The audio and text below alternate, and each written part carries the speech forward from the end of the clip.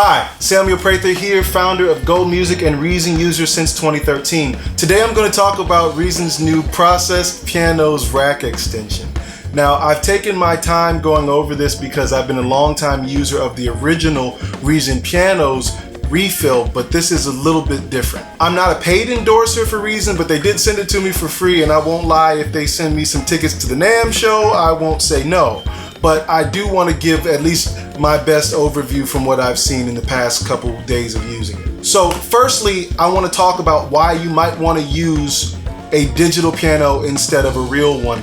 I've used it on a lot of my records because I've been to a ton of recording studios and had a great piano there and it not be recorded well. I've also been to a ton of great recording studios where everything is perfectly set up, but the piano maybe is a little out of tune or something like that. There's just a lot of variables that go into recording a great piano performance, and a lot of times as home producers or people that are working on a limited budget, you might not have access to those. So I have to admit, when I first started putting everything together to do this video, I wasn't even going to deal with the processing aspect of it. I was just going to deal with the piano samples, which I love, and you can get a really clean, natural sounding grand piano out of it. But I also figured out kind of in the process of messing around with it that the effects are pretty awesome too. So I'm going to talk about both of those things. The first thing I want to do is just show you the overall layout. I'm going to drag one into the workspace here. You have a couple of options that you can do. The default option is just bright. Okay, as you can see, we have three mic selections here, A, B, and C, and we can choose how much of the dry sound we want versus the affected sound that we want, and just dial it in by sliding up or down. And you can use all three, or you can use just one to get whatever sound that you want. Also, you have a whole bunch of choices as far as the actual piano. So you can use a Steinway D with 5 different miking options, or a Steinway K, or a Yamaha C7. Those are all pretty much industry standard pianos. Also, you have some mixing options. You have the attack, you have the low cut, high cut, the pan, the stereo width. You can control the hammer noise, and you can also control the release resonance. And last but not least, you have echo and reverb. You can use both at the same time if you want to have a slightly different trail happening on the reverb versus the echo sound. Now, the A, B, and C buttons that you see here, A, B, and C, allow you to switch back and forth between those 3 miking options that you have. You can always turn them on and off by just clicking the letter. So if you look inside of the actual folder for the processed pianos, it gives you a whole bunch of options in terms of dry, classic, extreme, or synth.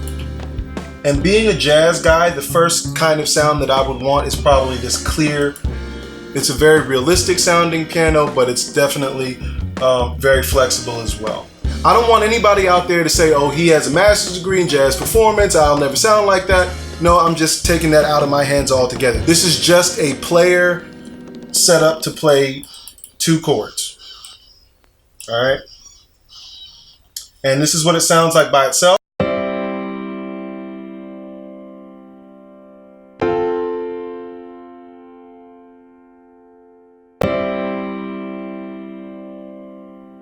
Where this gets cool, I made another copy of processed pianos, and I just went ahead and used, in this case, the Steinway K and the Other World setup. And this is what that sounds like by itself.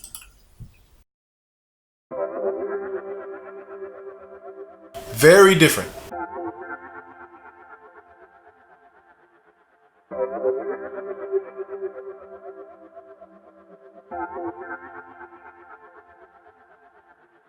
The way that those 2 things sound together is really where I fell in love with this rack extension.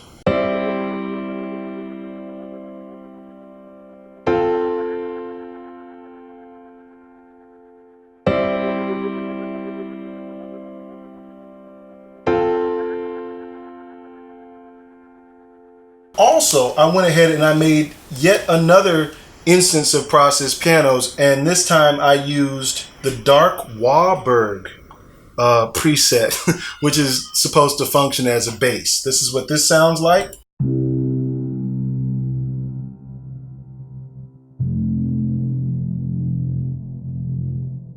If I look underneath of mod, I can see all the stuff that's happening to that piano sound to make it sound like that.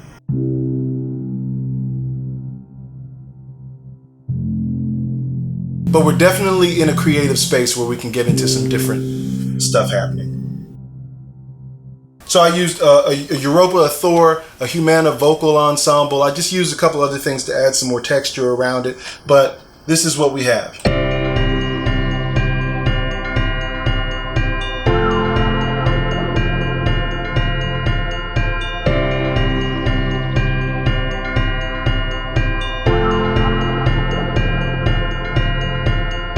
As a jazz guy, I have to admit I wasn't even thinking about using this the way that I did for this track when I first opened it up. I definitely was going straight for the analog piano sound, but I found a lot of sources for inspiration in the different patches that I was able to flip through. Another cool thing about this is with the original Reason pianos, sometimes I would run into a phase cancellation issue. But the good news is, in this version, they fixed that. As far as I can tell, Reason was trying to do a couple things with this plugin. One, they already have the radical piano, and that is really great for making those kind of imperfect pianos, a little bit out of tune, or like sounding like that church basement upright piano. But this is tailored so that you can actually have a complete replacement for that studio grand. So also this serves as Reason's answer to like Contact and other VSTs that have similar functionality. And it works natively inside of Reason's architecture. And as with most things Reason, the best part about it is that you have complete flexibility all the way through the process. So you can start with something, maybe just start with an idea to get inspiration, and then later on you can layer something or make it more complex or get rid of it altogether because it's Reason. So you can make any change at any point that you want. I hope you learned something today. If you did, please like, subscribe, sign up for notifications so that you can know when I'm coming out with new content. I'm Samuel Prather. Hopefully I gave you a reason to create.